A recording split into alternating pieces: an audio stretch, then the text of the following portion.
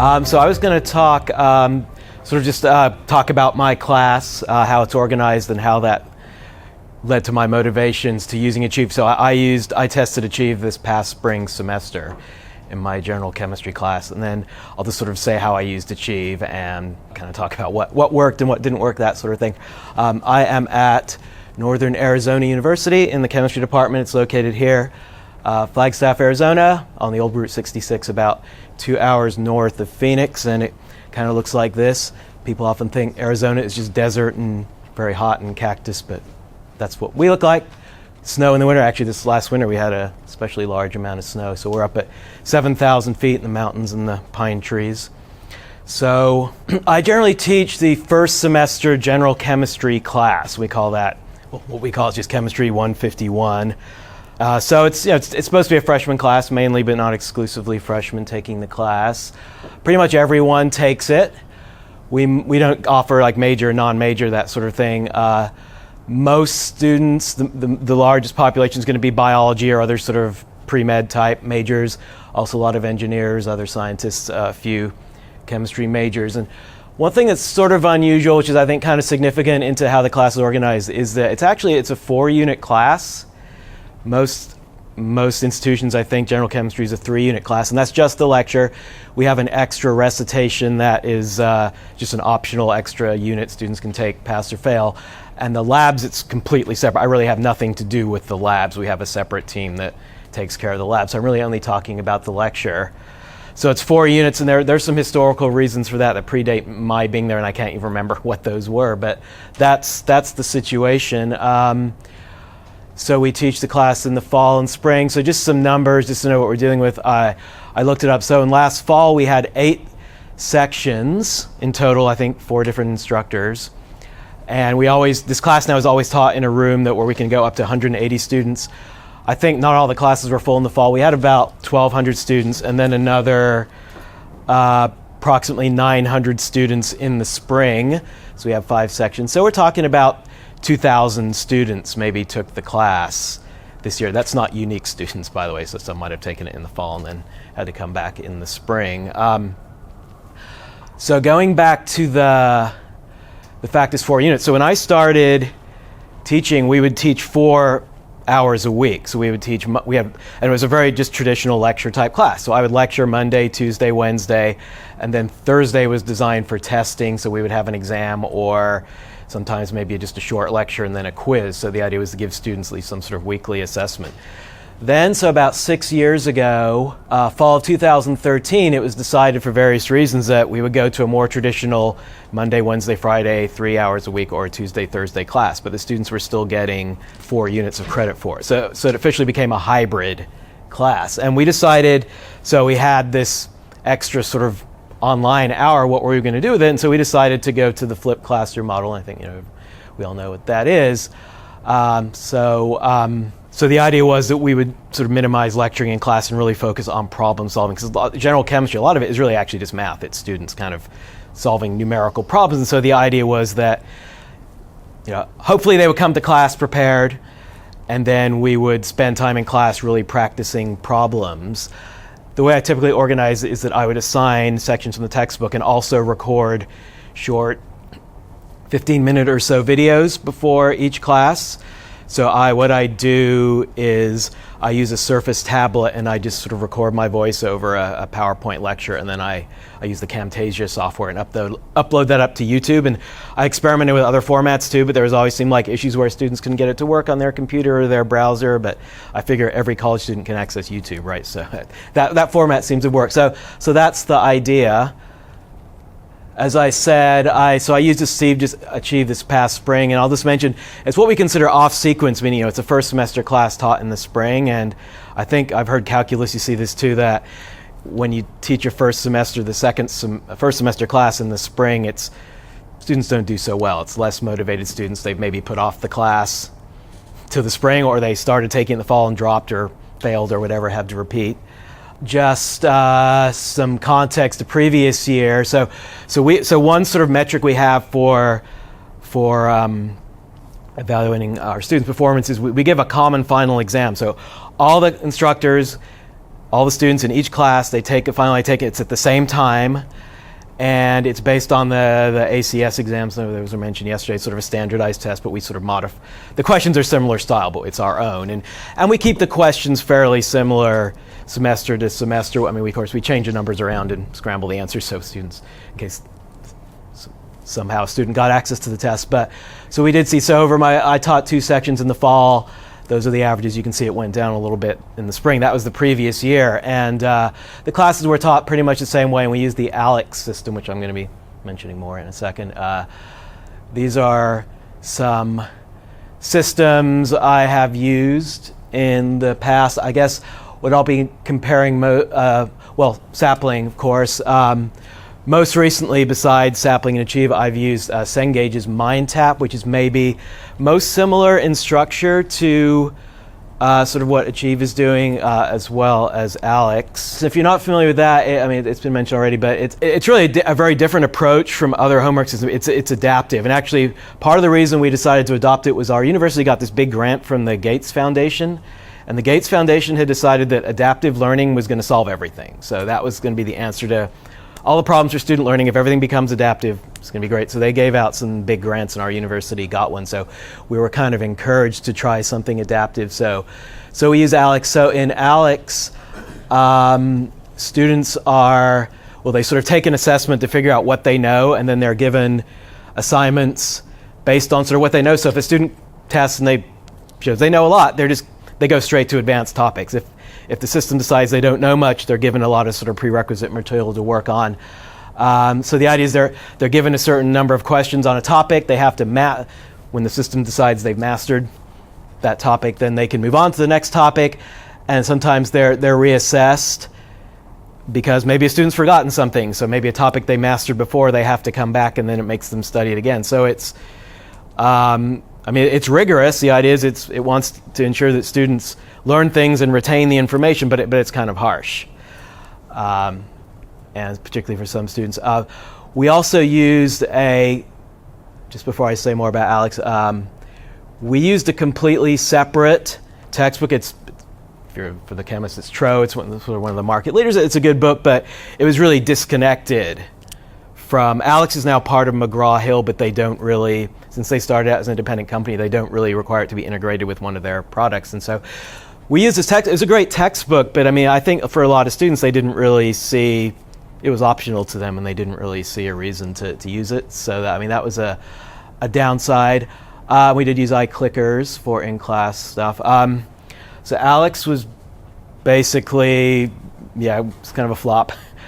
Students hated it. We didn't really see great improvement in their results. Not all the students hated it on the student evaluations. Some of them did say they liked it, but it was very frustrating because to master, a student would have to usually answer at least 3 questions right in a row, and then if they get them wrong, it would set them back, and then they'd have to answer a few more questions in a row. So it could get frustrating very fast. And I think students, I think from a sort of theoretical standpoint, what they're trying to do, it's sound, but from the student's perspective, they got frustrated. They just saw it as this big burden and not as something that was really helping them to learn. So I think particularly actually when my colleagues started using it for the second semester general chemistry, the content got worse also, and they just decided, people said, no, we're finished with this. We're not going to use it. And I don't want to get into this too much, but also the people that run ALEX, they weren't too open to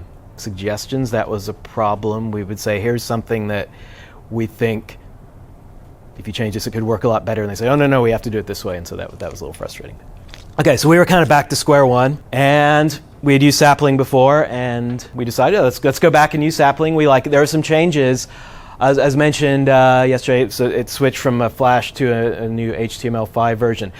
Also, the other thing is, so Sapling, started out textbook independent, but they just came out with an interactive textbook, which was nice. So it was an online textbook that integrated with Sapling, and really it contained a lot of nice interactive features. And so I was asked to use then Test Achieve in the spring, and that was really sort of that's the basis of the content of what I used in Achieve. So it's the Sapling interactive textbook. as well as the sapling homework. And Michael, I think you made a comment earlier at the end of the marketing thing. You said if you like sapling, you'll love Achieve. I think that's what you said, and that was pretty much my attitude. So I thought, okay, it's going to be, it's going to take products that, I was a long time happy user of sapling and been a one semester happy user of the textbook. So I thought, yeah, this is going to just organize it better. And particularly, going back to the flipped classroom model, I said I want students to obviously you want them to engage with the material before coming to class, but how do you hold them to that? That's a big problem. And Achieve, well, I'll talk about how I used Achieve, and you can see that that sort of partially helps with that problem. So, so a few things. So for the spring, a few other issues came up. We had an instructor leave us at the end of the fall semester, take another position, and where we're located, it's kind of isolated. It's hard to hire someone very quickly because it usually means a big move from quite a big distance, and so So basically we were shorthanded for the spring, and so typically I teach 2 large classes. So I was actually given this past spring 3 large classes, so it ended up being more than 500 students, and we're not a PhD granting department where we have armies of TAs to help out. It's pretty much just me.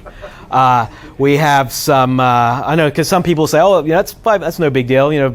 Some universities you have 400 students per section, but that's, I do have a few TAs just to help out in class, and we have supplemental instruction, but otherwise it's pretty much just me on my own handling this. So students use Achieve then, and also I pretty much just used it for the before and after class part. I didn't really use it in class much. Going back to the flipped classroom model, wanting students to come to class prepared. So Achieve allows you, at least in the way I used it, to assign sections of the textbook for credit.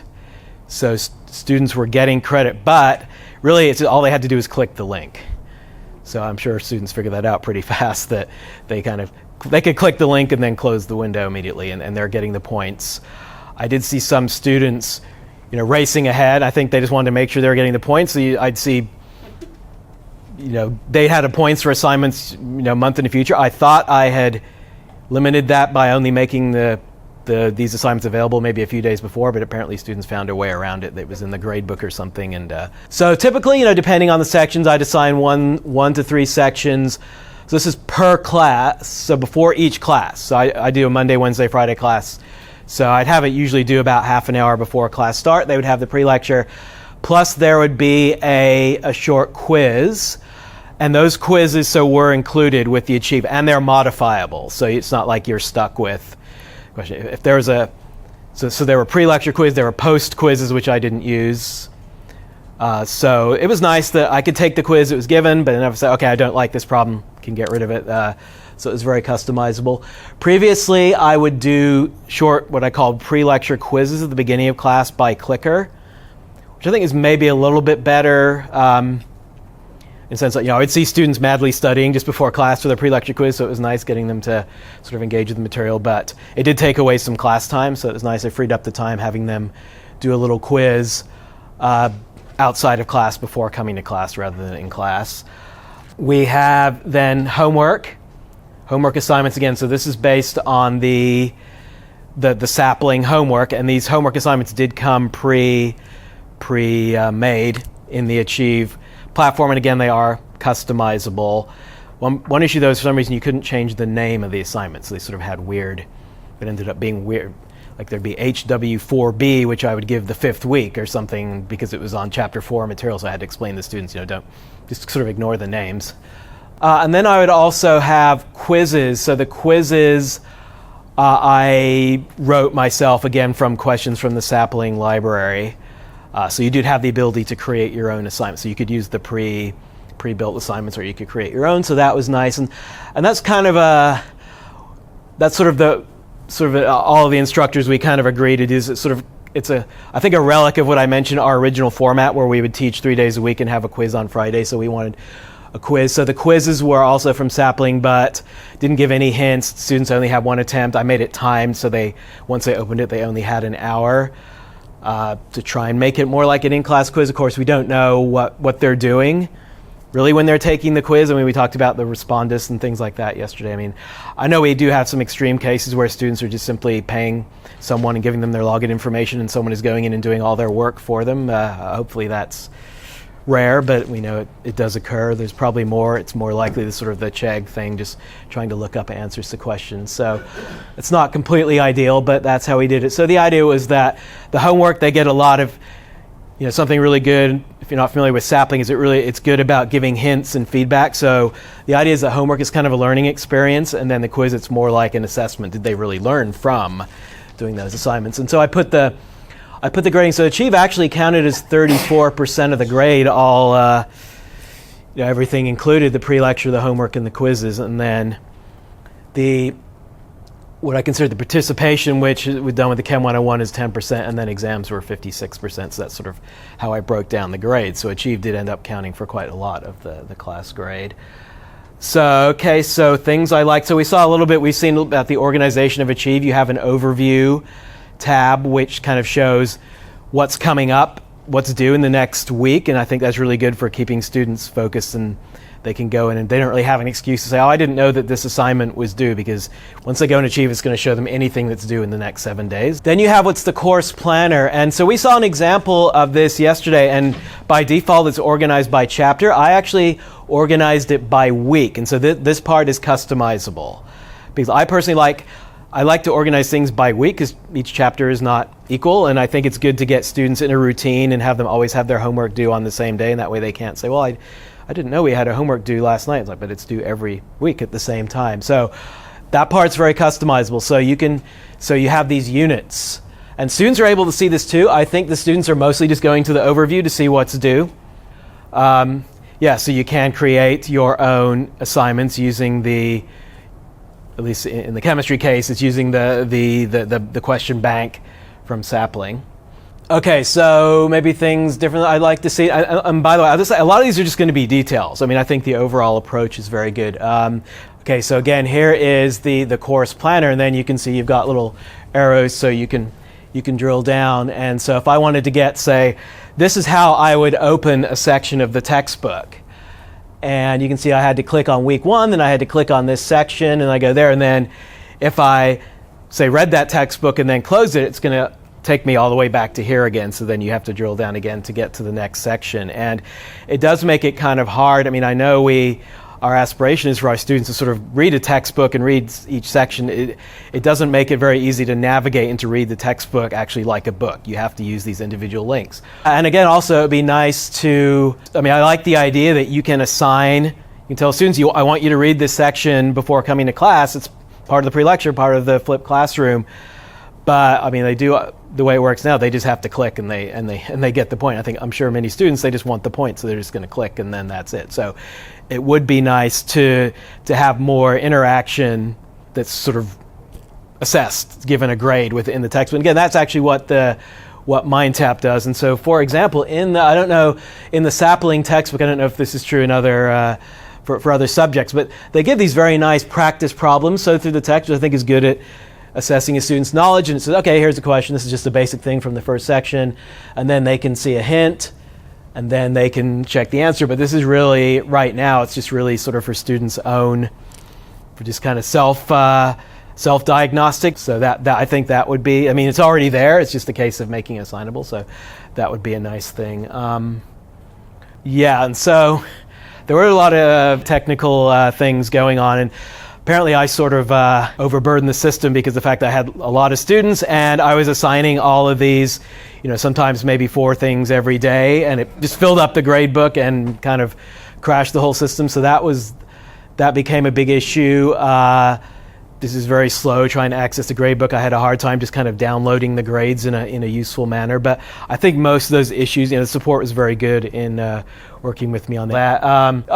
So we mentioned the dashboard yesterday. Also, that was not made available to me, apparently because of my large class size. They didn't think it was going to work. Yeah, I was asked why I wasn't seeing that. We were told, your class, we didn't turn it on for your class because of the large size. We do. You can see the heat maps for the individual questions, like we've been seeing. Just going back and comparing to Alex. Alex gave out a ton of information. I think, Scott, you called it the fire hose approach, where it was way too much. But one thing they gave that I really liked is you could go in and see when exactly students were online, when they were logged in, when they were engaging with the system. And so I found that useful. Students could, if a student came to me in my office saying they were struggling, I could go in, this is the year I was using Alex, so I had homework due each week, and I could see a lot of students, they would go on the system maybe for a couple hours on the evening that the homework was due, and not at all for the rest of the week. And I would tell them, you can't work that, you can't just try and cram everything in just before an assignment's due. You want to work a little bit every day, maybe if it's just 30 minutes a day or something like that. And it was useful to see that information. And let's see, I already mentioned you can't change the names of homework. So I mentioned I have my own videos. It'd be nice to be able to put the links in Achieve. So Achieve right now doesn't allow you to add any sort of external links or whatever. You can only add the assignments in there. So that would be good. I had this on my site. I think even someone used this term already, the one-stop shop idea. It'd be nice to just have students go to Achieve. So right now students have to go to a separate page to get the links to the YouTube videos that I want them to watch. Okay, sure, yeah. So again, we did see quite a drop in exam scores, probably more than the previous year. And again, using Achieve, it was still the same textbooks. The homework assignments ended up being essentially the same, just whether it was Sapling or Achieve. So I don't know. I'm not going to say that. I'm not going to blame Achieve. It was just the fact that I had a lot more students. Maybe I was less effective in the spring. Also, we did see DFW rates to kind of go. Typically, I'm sort of in the low 20%. That was the fall. One of the sections even went as high as 33.3 in the spring. And that was really driven a lot by withdrawals. I've sort of heard anecdotally that our university, the withdrawal rate is going up. We have a very short drop window. The students have a very quick time at the beginning of the semester to decide if they're going to drop, but then after that they have a long time to withdraw. So I think a lot of students are just figuring out that they shouldn't really be in the class, but it's after the drop deadline, so they're withdrawing. So I don't want to read too much into that, but that's sort of what I saw. I'll be worried if in the fall it's still much lower, but so we'll see about that. Just a summary, just a few things that sort of how to judge Achieve. One of the things that I really hear from students is, in terms of an online homework, is that I was working on the homework and I got it wrong and I just didn't know what to do. And they couldn't come to office hours. It was late at night or something. So that's why we've been so happy with Sapling, is it really does give good feedback. It gives individualized feedback. Often it'll recognize common mistakes, like if a student was supposed to divide by the molar mass but they multiplied, an algorithm can figure that out pretty easily. And so it can always be better, but it does have really good individual feedback to sort of try and help students when they're working on their own. And just getting students engaged with the material, and I think definitely having this interactive textbook that's part of the Achieve platform, has a lot of nice interactive features. I didn't really mention, it has also within the interactive textbook, there's videos of people like working problems and things like that. So that part is nice. And the last thing, and this is what I'm not really sure about, is are students actually going in and are they just sort of going through the motions and getting the points, or are they actually learning from that? Was I mentioned I used the MindTap system, and that was something I would see students who just had perfect scores all the way through on their MindTap stuff, and then they were failing all the exams, getting 40-something% on all the exams. So some students say it's down to test anxiety. I don't believe that's true in all the cases. And the MindTap approach, it gave the students a lot of attempts, because it wanted to make sure that they were working through until they got the right answer. But I think students would then just guess until they got the right answer. So I'm not sure. I think maybe Achieve is more of a step in the right direction on that. I'm not that's sort of my ideal goal, is that students can do work online outside of class and really be learning from it. So hopefully that'll happen.